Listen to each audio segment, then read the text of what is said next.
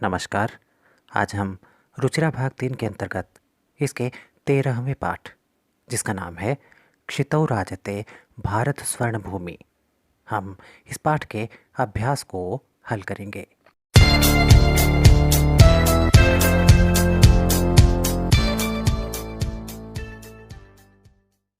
तो चलिए पाठ के अभ्यास की ओर बढ़ते हैं। पहले भाग में प्रश्न नाम उत्तराणी एक पदेन लिखत। दिए गए प्रश्नों का उत्तर एक शब्द में दीजिए। पहला प्रश्न है, इयम धरा कई स्वर्णवद भाति। ये धरा, भारत की ये धरती किसके द्वारा सोने की तरह सुशोभित है? एक शब्द में इसका उत्तर है शस्यई, अर्थात फसलों के द्वारा।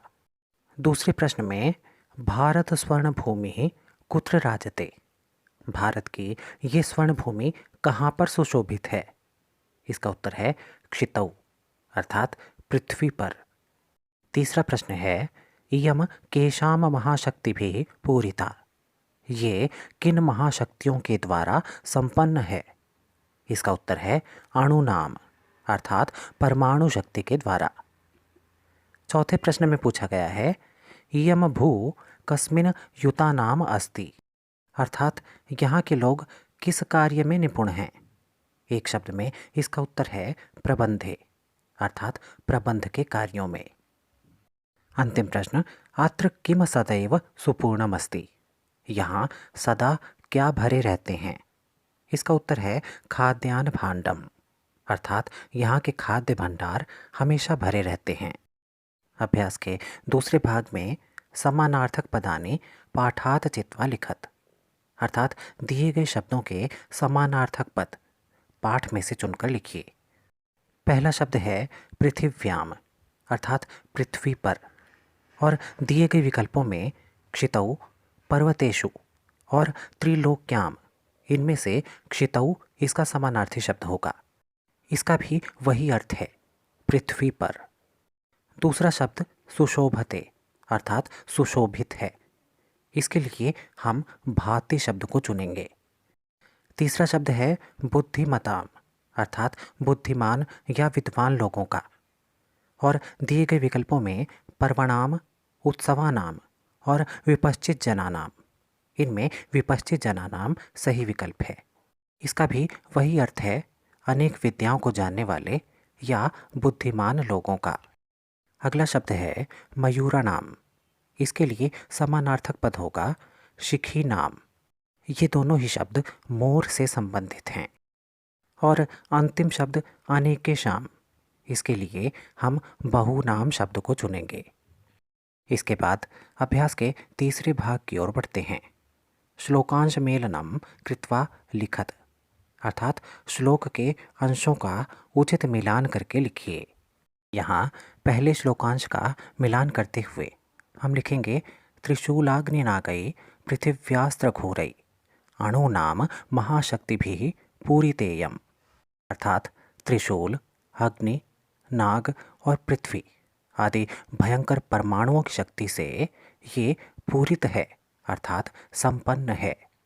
दूसरे श्लोकांश का मिलान करते हुए हम लिखेंगे, सदा पर्वणाम उत्सवानाम धरेयम क्षितौ राजते भारत स्वर्ण भूमि। अर्थात सदा यहाँ पर्व और उत्सव मनाए जाते हैं। इन सभी पर्व और उत्सवों को धारण करने वाली भारत की ये स्वर्ण भूमि इस धरती पर, इस पृथ्वी पर सुशोभित है। तीसरे श्लोकांश के लिए हम लिखेंगे, वने दिग्गजानाम तथा केसरीनाम तटीनामियम वर्तते भूधराणाम। अर्थात यहाँ के वनों में बड़े बड़े हाथी और शेर पाए जाते हैं, और यहाँ अनेक प्रकार की नदियाँ और अनेक पर्वतों वाली ये भारत की भूमि है। अगले श्लोकांश का मिलान करते हुए हम लिखेंगे, सुपूर्णम सदैवास्ति खाद्यान्न भांडम नदी नाम जलम यत्र पीयूष तुल्यम। अर्थात यहाँ के खाद्यान्न भंडार हमेशा भरे रहते हैं, और यहाँ की नदियों का जल पीयूष अर्थात अमृत के समान माना जाता है।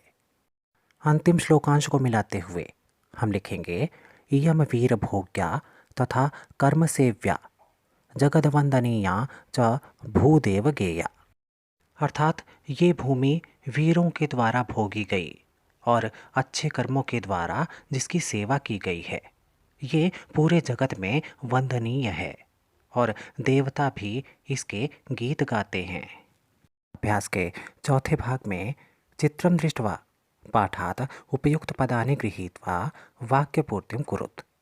अर्थात नीचे दिए गए चित्र को देखकर और इसके लिए पाठ में से उपयुक्त पदों को चुनते हुए वाक्यों की पूर्ति कीजिए। पहले वाक्य में हम लिखेंगे अस्मिन् चित्रे एका नदी वहति। इस चित्र में एक नदी बह रही है। नदी पर्वतात् निस्सरति। नदी पर्वत से निकलती है। नद्याः जलं पीयूषतुल्यं भवति। नदी का जल पीयूष अर्थात अमृत के समान होता है। नदी जलेन शस्य सेचनं भवति। नदी के जल से फसलों की सिंचाई होती है। भारतः स्वर्णभूमिः अस्ति। भारत की भूमि स्वर्ण भूमि है। अभ्यास के पांचवें भाग में चित्राणि दृष्ट्वा मंजूषातः उपयुक्त पदानि गृहीत्वा वाक्यपूर्तिं कुरुत। अर्थात चित्र को देखकर और मंजूषा यानी कि हेल्प बॉक्स में दिए गए उचित शब्दों को चुनते हुए वाक्यों की पूर्ति कीजिए। पहले वाक्य में अस्मिन् चित्रे अस्त्राणि दृश्यन्ते। इस चित्र में अस्त्र दिखाई देते हैं। दूसरे वाक्य में एतेषाम् अस्त्राणां प्रयोगः युद्धे भवति।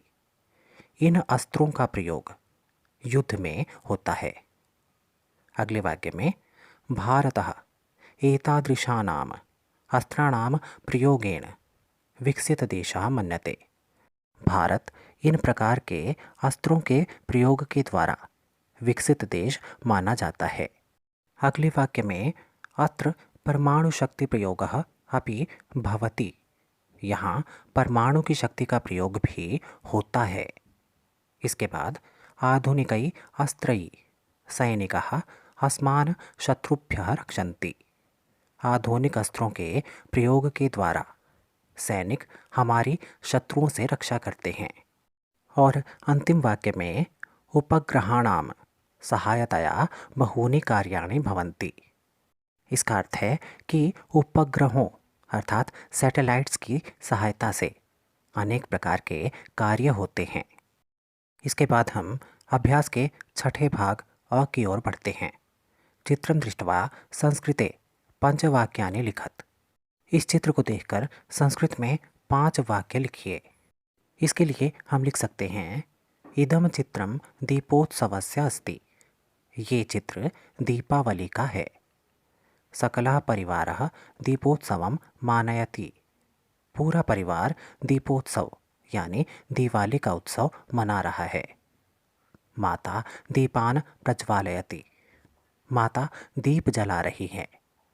पुत्री मातुः सहायतां करोति। और पुत्री माता की सहायता करती है। सर्वै नवीन वस्त्राणि धारितानि। सभी ने नए कपड़े धारण किए हुए हैं। इस चित्र को देखकर भी हमें संस्कृत में 5 वाक्य लिखने हैं। इसके लिए हम लिख सकते हैं इदम चित्रम रक्षाबंधनस्य अस्ति। ये चित्र रक्षाबंधन का है। अस्मिन् चित्रे भगिनी भ्राता च स्तः। इस चित्र में भाई और बहन हैं। एकस्मिन् स्थालिकायां मिष्ठान्नं वर्तते। एक थाली में मिठाई रखी हुई है। भ्रातुः पार्श्वे उपहारः तिष्ठति। भाई के पास एक उपहार रखा हुआ है। भगिनी भ्रातुः मणिबंधे रक्षासूत्रं बध्नाति। अर्थात बहन अपने भाई की कलाई पर रक्षा सूत्र बांधती है। अभ्यास के 7वें और अंतिम भाग में अत्र चित्रं दृष्ट्वा संस्कृत भाषाया पंचवाक्येषु प्रकृतेः वर्णनं कुरुत। अर्थात यहाँ दिए गए चित्र को देखकर संस्कृत भाषा में 5 वाक्यों में प्रकृति का वर्णन कीजिए। इस चित्र के लिए हम लिख सकते हैं इदम चित्रम वनस्य अस्ति। ये चित्र वन का है। वने अनेके वृक्षाः सन्ति। वन में अनेक प्रकार के वृक्ष हैं। चित्रे मृगः मयूरः व्याघ्रः आदयश्च दृश्यन्ते। चित्र में हिरण, मोर, बाघ आदि जंतु दिखाई देते हैं। खगः उत्पतन्ति, पक्षी उड़ रहे हैं। वनस्य चित्रं बहु आकर्षकं वर्तते। वन का ये चित्र बहुत ही आकर्षक है। तो ये था रुचिरा भाग 3 के 13वें पाठ का अभ्यास। आशा है आपको ये अभ्यास अच्छे से समझ में आ गया होगा। धन्यवाद।